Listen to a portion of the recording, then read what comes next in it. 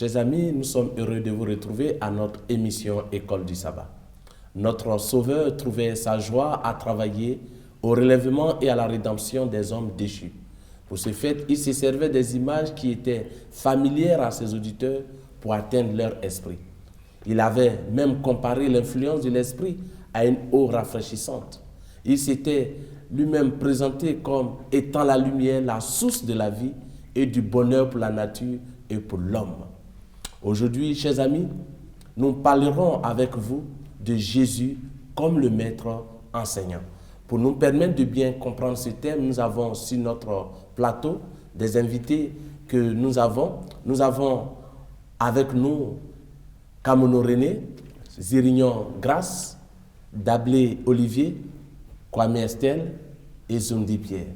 Nous allons demander à Olivier de nous remettre entre les mains du Seigneur avant qu'on ne commence. Nous te bénissons, Père, alors que nous allons ouvrir ta parole. Viens par ton esprit et instruis-nous à salut au nom de Jésus-Christ.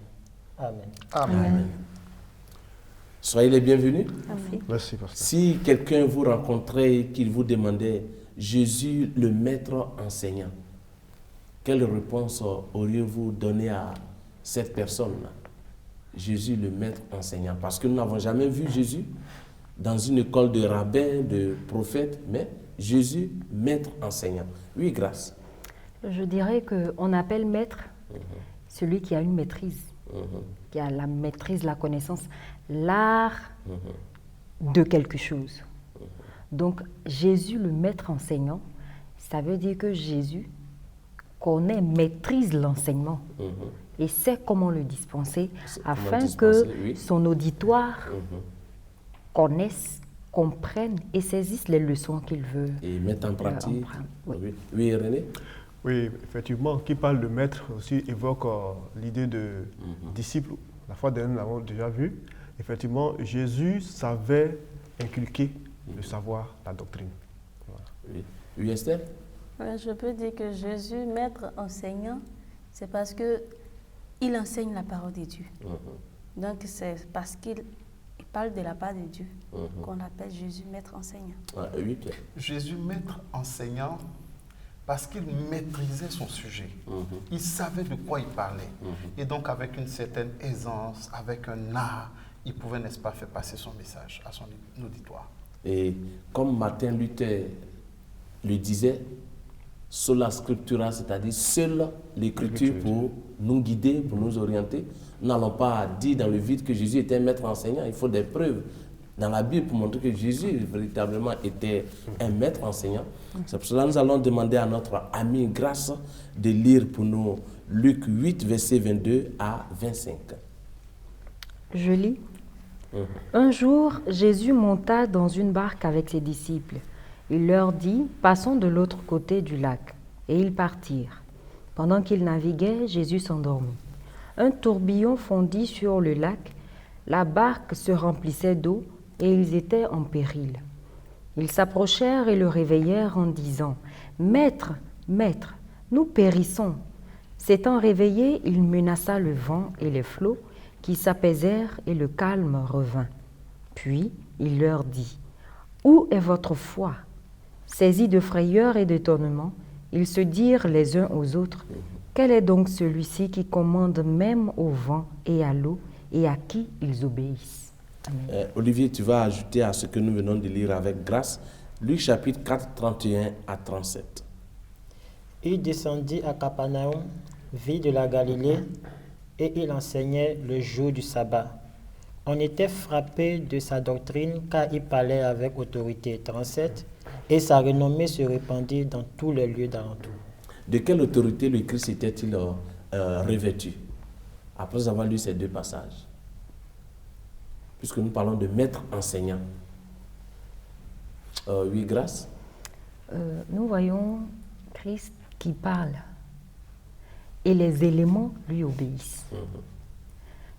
Ce n'est pas une simple personne, c'est un maître. Parce que si je réussis à me faire obéir de quelqu'un, ça veut dire que j'ai une autorité sur cette personne Ça veut dire que cette personne me reconnaît pour quelqu'un de supérieur. Donc si les vents, si les éléments, la nature obéissent à Christ, ça veut dire qu'il est le maître de la nature. C'est qu'il était doté d'une grande autorité. Oui, René? Je dirais mieux que c'est l'autorité divine. En fait, c'est Dieu qui l'a envoyé. Et donc, il avait, je peux dire, toutes les ressources, les ressources nécessaires pour réellement enseigner, véhiculer le message et assumer sa mission. Ok. Oui, Esther? Jésus, Dieu est le maître de tout ce qui est sur la terre. C'est Dieu qui les a tous créés. Donc Jésus a parlé avec autorité parce qu'il est le maître. Et un maître, quand il parle à ses enfants obéissent. Donc voilà pourquoi Dieu a pu calmer la mer. Effectivement, il était important pour le Christ d'établir son autorité. Nous avons tous été élèves, nous sommes même étudiants, certains d'entre nous. Imaginez un professeur qui entre en classe et qui veut faire passer son cours, son message, mais ça bavarde à gauche, personne ne l'écoute. Bon, on ne peut pas dire que ce monsieur est un enseignant. Donc, pour pouvoir enseigner, il faut de l'autorité. Une autorité qui permet à tes auditeurs de prêter attention, d'écouter et de mettre en pratique ce que tu vas leur dire. Donc, Jésus n'est pas enseignant pour enseigner, mais c'est un enseignant avec autorité. Oui, Olivier. Ouais, par toute autorité, Christ est celui même qui est à la base de tous ces éléments. C'est lui qui les a faits. Donc, il les maîtrise et il joue avec. Quelqu'un disait, l'homme pourra se dire Dieu lorsqu'il va maîtriser 3 éléments. L'eau, le feu et le vent. On voit que là, Jésus maîtrise le vent et l'eau. Ce n'est pas le feu qu'il ne peut pas maîtriser. Alors, dans ce verset que je lis, on dit sa doctrine car il parlait avec autorité. Jésus est la parole. On enseigne avec quoi? Le premier instrument de l'enseignement, c'est la parole. Et Jean nous dit, au commencement était la parole était avec Dieu, la parole était Dieu. Et c'est ce Jésus-là qui s'exprime devant une foule en utilisant le verbe qu'il est. Donc, quoi de plus normal de pouvoir utiliser à bien ce qu'il est? C'est-à-dire la parole. Je me souviens que quand j'étais en terminale, j'étais au secondaire, on avait un professeur d'histoire géo. Et ce monsieur nous prenait 4 heures du temps. Bon, je ne peux pas dire son nom ici parce que il vous serait inconnu. Mais ce monsieur, quand il rentre en classe, c'est avec autorité, mais on avait soif de l'entendre parce qu'il n'écrivait jamais au tableau. Mais quand il prend la parole pendant ces 4 heures, quand on sort, vous vous rendez compte que vous avez fait 1 heure du temps avec lui parce qu'il savait faire passer son message. Mais en classe, personne ne parlait. Quand tu ouvres la bouche, c'est juste pour répondre à une question ou bien pour poser une question. Et c'est ce que Jésus a établi. Entrant dans la synagogue, il finit de prêcher et tout le monde, de façon unanime, même ceux qui ne l'aimaient pas, reconnaissent qu'il prêche avec autorité, il parle avec autorité. Donc c'est pour dire que l'enfant de Dieu aussi, en allant parler de la part de Dieu, doit le faire avec autorité. Oui. Je voudrais encore évoquer le verset 18, je crois, le verset 14 du chapitre 4 de Luc. Il est dit que Jésus revêtit de la puissance de l'Esprit. Sans cette puissance-là, personne ne l'écouterait. Mais si c'est cet aspect-là que j'avais voulu qu'on ressorte dans l'évolution de notre échange, il était revêtu de la puissance de l'Esprit. Voici pourquoi Jésus était le maître, pour ne pas dire il est le maître enseignant. Il était revêtu de la puissance du Saint-Esprit. Donc si on n'est pas revêtu de la puissance, on n'a pas d'autorité. Oui, Pierre. Et c'est pourquoi on pouvait voir la nette différence entre les docteurs de la loi, entre les rabbins pharisiens et Jésus. C'est-à-dire Jésus, même après ses enseignements, ces rabbins pharisiens pouvaient venir, n'est-ce pas, à Jésus, et ils étaient étonnés, ils étaient dépassés, n'est-ce pas, par la pédagogie du maître. Oui, celui qui n'a pas fait d'école de rabbin, de prophète, etc., de docteur de la loi, mais qui enseignait plus que lui. Mais ce sur quoi je voulais en venir, c'est que Christ est le meilleur, est le maître enseignant parce qu'il maîtrise son sujet. Voyez-vous, vous preniez l'exemple de votre professeur qui venait en classe et qui faisait passer son cours. Mais effectivement, c'est parce que ce monsieur avait une bonne maîtrise de son cours. En aucun cas, il ne pouvait être ébranlé par une quelconque question venant d'un élève. Il pouvait répondre à toutes les questions. Et il en est de même pour Jésus. Nous voyons qu'à chaque fois que quelqu'un lui posait une question, il avait 1001 manières, n'est-ce pas, d'expliquer, de donner la réponse à cette personne. Et vous voyez, dans l'enseignement de Jésus, il y a surtout l'aspect pratique qui véritablement m'enchante ici.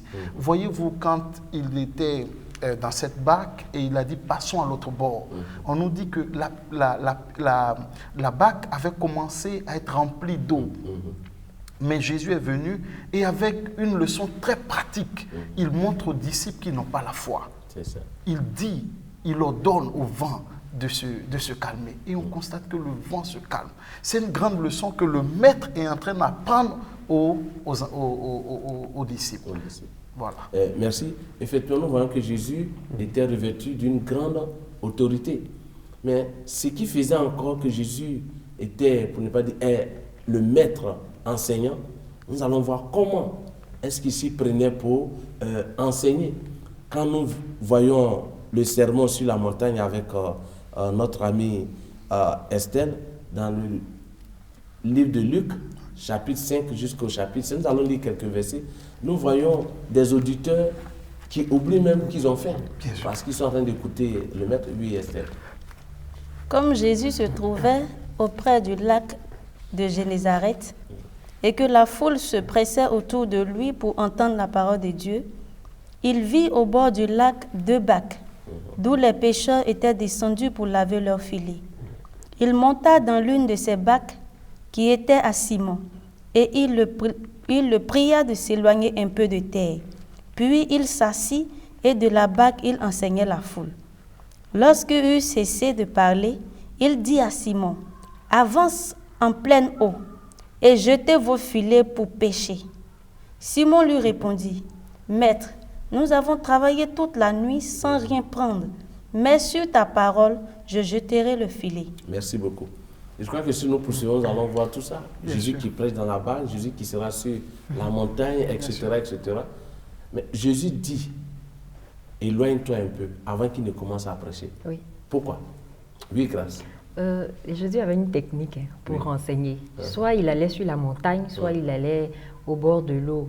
Et il demandait, là comme l'exemple nous le montre, à son disciple de s'éloigner. Il s'éloigne, il va utiliser le vent qui va amplifier sa voix de sorte que tout son auditoire puisse l'entendre. Voilà. Donc, quand Christ veut enseigner, il se rassure que son auditoire va entendre son message avant de le faire passer. En tout cas, merci beaucoup, grâce, parce que c'est un élément important.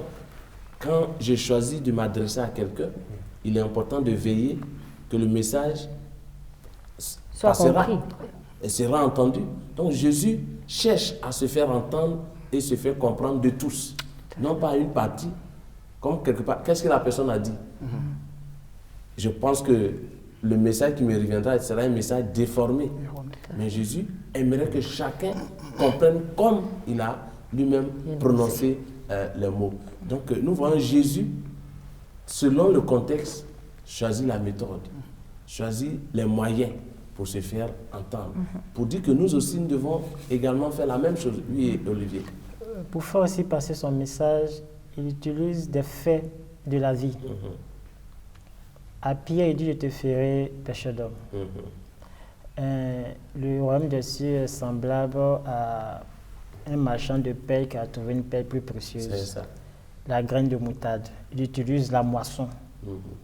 Il utilise beaucoup d'images qui sont courantes. Et comme tu as bien commencé, citons quelques images pour montrer comment est-ce que Jésus se faisait entendre, comprendre. Bon, je prends... Par exemple, l'image de celui qui a trouvé un trésor dans un trésor, champ. Ok. Oui. Alors, il trouve un trésor dans un champ. C'était un marchand de perles. Il a une perle. Et dans sa quête, il trouve une perle encore plus précieuse. On dit il vend cette dernière pour acquérir une autre. Et il compare cela au royaume des cieux. lorsque l'homme perçoit naturellement quelque chose de plus valeureux, il l'abandonne pour s'attacher à ce qu'il trouve de plus précieux. Et c'est ainsi qu'est le royaume des cieux. Le royaume des cieux est ce qu'il y a de plus grand, de plus beau à désirer. Et l'homme, le marchand de perles, a su comprendre cela. Lorsqu'on prend la parabole du semeur, ici, Jésus étale plusieurs sortes d'individus et leur manière de recevoir l'évangile l'expérience des paysans qu'il avait en face. Pour recevoir le message. Donc, le vendeur a pour lui, le paysan a pour lui, le pêcheur a pour lui, l'agriculteur aussi a pour lui. Le berger aussi. Le berger. Quand vous verrez que le blé est en train de blanchir, sachez que la moisson est déjà prête. Et il dit ainsi, seront les signes de l'avènement de Christ de l'homme. Lorsque vous allez voir ces signes, sachez que le retour revient. Donc, ce sont des images qu'il utilise tout simplement pour que son auditoire puisse savoir de quoi il parle. Puisque ce sont des faits communs qu'ils mettent en pratique tous les jours. Et il en sort des leçons assez nettes. Donc, le Christ part toujours du connu vers l'inconnu. Quand il voit le paysan, par exemple, cette parabole du semeur, la partie qui tombe le long du chemin. Le long du chemin. Le semeur sait ce qui se passe. Donc, il comprend réellement ce que le Christ veut dire concernant l'évangile. La graine qui tombe dans les endroits pierreux, le paysan sait que là, il n'y a pas assez de terre. La terre n'est pas fertile, n'est pas riche, donc ça ne peut pas croître comme il se doit. Les endroits où il y a les épines, il sait que là, ça va étouffer, pour faire comprendre que celui qui embrasse l'évangile avec toutes sortes de soucis, toutes sortes de problèmes, ne pourra pas croître spirituellement. Et la bonne terre, je pense que le paysan a compris, parce que la bonne terre, il y a une bonne moisson. Oui, René. J'ajouterais encore que ce n'est pas, je peux dire, le curriculum vitae qui fait de nous peut-être quelqu'un fait de nous peut-être des maîtres, comme on le dit. Jésus n'a pas été à l'école, comme on l'a dit, comme les autres. Il a été à l'école de sa mère, il l'a instruit et il connaissait son environnement. Donc, on avait aussi bien dit qu'il se servait de certains points, des aspects clés pour pouvoir attirer l'attention. Aussi, il connaissait, il y a des moments où l'enseignement qu'il véhiculait, cet enseignement-là avait pour but de créer une réforme dans la vie de ces personnes. Quand il dit que si tu as une tunique, partage, donne à l'autre. Si tu as deux tuniques, donne l'une à l'autre et puis apporte l'autre. C'est juste amener l'auditoire à faire une réforme, à entrer dans la réforme réelle, ce réveil-là, plus la réforme. Et quand il dit seuls ceux qui ont faim et soif hériteront la vie éternelle, c'est pour dire quoi? Celui qui a faim et soif, c'est celui qui court vers l'eau, vers la nourriture. Donc celui vraiment qui veut hériter vers la vie éternelle court vers ça. Et nous aussi aujourd'hui, nous avons aussi notre méthode à notre époque. On peut ne pas utiliser les mêmes choses comme le Christ, mais selon notre contexte, il y a des choses qui peuvent nous permettre de faire passer le message comme Christ a eu à le faire. Oui, Pierre. Oui, je voudrais dire que Christ, on dit de Christ qu'il est un maître enseignant tout simplement parce qu'il pouvait s'adresser à ses contemporains, voyez-vous. Et il en est de même aussi pour nous. Christ nous appelle aussi à être des enseignants, n'est-ce pas, de cette bonne nouvelle. Et nous devons, à notre tour, pouvoir nous adresser à nos contemporains. Aujourd'hui, si je veux parler, je veux faire passer un message et que j'utilise par exemple les thèmes qu'un berger utilise, je pense que je ne serai pas vraiment compris. Mais si vous êtes par exemple avocat, que j'utilise des thèmes d'avocat pour faire passer mon message, je pense que le message va passer et vous allez mieux, n'est-ce pas, comprendre le message. C'est pourquoi nous devons utiliser ce que le Seigneur nous a donné comme commodité de ce siècle pour faire passer son message. Aujourd'hui, il y a Internet, il y a en termes de communication, il y a les réseaux sociaux. Nous devons pouvoir utiliser ces instruments que le Seigneur nous donne à bon escient. Effectivement, même si on parle de communication, il faut dire qu'en face du berger, Jésus avait une manière de faire passer. Bien sûr. En face du paysan, bien donc sûr. Même en communication, celui qui n'est pas trop Internet, ça. Mais il y a aussi autres moyens. Bien sûr. Donc on ne choisit pas une seule méthode, une seule voie, bien sûr. Mais tout ce qui peut toucher les uns les autres. Oui, Esther. Je voudrais dire que le Christ même a dit d'être ses imitateurs. Jésus a choisi des endroits bien précis pour passer le message. Donc nous, enfants de Dieu, nous ne devons pas prêcher dans le vide. Et aussi, nous devons nous rassurer que la personne qui nous écoute comprend. Et on peut voir à la pêche, devant Simon, Jésus a vu que ils sont partis en mer, mais ils n'ont rien eu. Donc il a vu qu'ils étaient désespérés. Ils avaient besoin des paroles pour leur remonter le moral. Et là, Jésus voulait leur enseigner ce que la foi peut faire. Voilà. Bien sûr. Parce que Jésus ne s'adressait pas à un profane de la pêche, Oui. mais à un homme qui a de l'expérience. Et il sait que c'est pendant la nuit, ce n'est pas le jour là qu'on pêche. C'est-à-dire, le moment où on peut avoir du poisson est passé. C'est ça. Par expérience, ça c'est vrai. C'est ça. Mais la foi est autre chose. C'est ça. C'est ce que Jésus voulait enseigner à Pierre. De façon naturelle, ce que je te demande de faire n'est pas possible. Mais je te demande de faire parce que la foi est au-dessus. Oui, Mais je pense que Pierre a compris la leçon parce qu'après, il s'est pratiquement mis à genoux. Oui. Mais le juste ne met pas à genoux devant n'importe qui. Oui. Le juste à genoux que devant Dieu. Et par là, il reconnaît l'autorité Autorité. suprême de Jésus. Voilà. Et il faut dire que parmi ces apôtres, il y a un qui a été comme lui, qui a écrit une grande partie des épîtres. Lorsque nous voyons Paul. Oui. Paul, partout où il se trouve, en face des philosophes, il prend la philosophie pour faire passer le message. En face des athées, où il ne sait pas, quel que soit son auditoire, Paul savait comment faire passer son message. Et nous sommes appelés à faire de même. Nous allons lire ensemble Luc 10, versets 25 à 37, pour voir le genre d'amour que Dieu aimerait que nous manifestions autour de nous. Oui, avec René. Ok, Luc 10, versets 25 à 37. Je lis donc. Parabole du Samaritain. Un docteur de la loi se leva et dit à Jésus, pour l'éprouver, « Maître, que dois-je faire pour hériter la vie éternelle ?» Jésus lui dit, « Qu'est-il écrit dans la loi? Qui lut-tu » Il répondit, « Tu aimeras le Seigneur ton Dieu de tout ton cœur, de toute ton âme, de toute ta force et de toute ta pensée, et ton prochain comme toi-même. » Merci. Qu'est-ce qui est en jeu ici? Qu'est-ce qui est en jeu ici dans cette histoire du bon Samaritain? Oui, grâce. C'est l'amour du prochain, le commandement. Et qui est mon prochain? Voilà. Qui est mon prochain? Déterminé. Oui. Je pense que celui qui a posé la question à Jésus connaissait bien le commandement. Parce qu'il l'a récité. Mais il ne le comprenait pas. Il ne savait pas pratiquement ce que c'était. C'est ça. Et Jésus fait maintenant une illustration du Samaritain. Quelqu'un qui a été tabassé. Voilà, un Lévite vient, il le contourne, un autre. Mais celui qu'on a considéré comme... Samaritain, c'était un rejeté. Oui, un rejeté. Donc, celui qu'on considère maintenant comme le rejeté, lui marque une pause et fait soin. Et avant même de partir, il dit, s'il y a encore des soins, fais-le à mon retour, je vais pourvoir cela. Voilà une leçon grande que Jésus enseigne à ses disciples. C'est quoi aimer son prochain? Aimer son prochain, ce n'est pas de faire des choses extraordinaires. Celui de ma tribu, celui de ma classe sociale. Ça va au-delà. Voilà. Et c'est apporter le secours, l'aide au moment là où il faut. C'est ça, aimer son prochain. Manifester l'amour pour celui qui est dans le besoin. Qui que ce soit. Oui, Esther. Je voudrais dire que le Seigneur nous demande de pratiquer l'amour. Dans ce monde actuel, on fait du bien à celui qui nous a fait du bien.